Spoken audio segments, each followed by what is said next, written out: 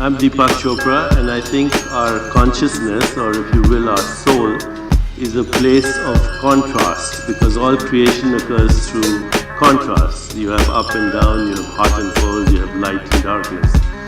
So our essential state is one of ambiguity and ambivalence. And Freud, the great psychiatrist in the last century, the psychologist, said that neurosis and sometimes even psychosis is the inability to tolerate our ambiguity.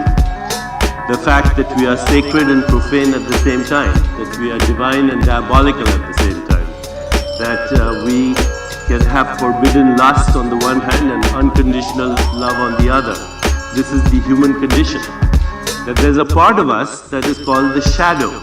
And this is a relatively recent idea. The shadow is that part of us that is fearful, is diabolical, that is scared, that has guilt and shame, that is in denial, and that believes in sin.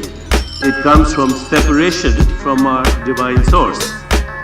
If we want to understand the nature of evil in the world, we need to understand the nature of our own shadows. We need to embrace them, we need to forgive them, we need to share them with each other.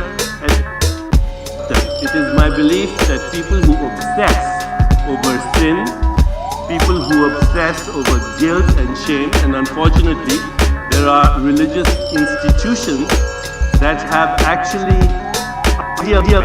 guilt and shame and made it into a virtue. And when we obsess over these things and we collectively create this obsession, then we project it out there as this mythical figure that we call Satan.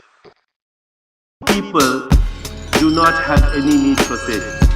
Healthy people need to confront their own issues, understand themselves, and move towards the direction of compassion, creativity, understanding, context, insight, inspiration, revelation, and understanding that we are part of an ineffable mystery. That the moment we label that mystery as evil, right and wrong, then we create conflict in the world, and that all the trouble in the world today is between religious ideologies. There are approximately 30 wars going on in the world, and they're mostly in the name of God.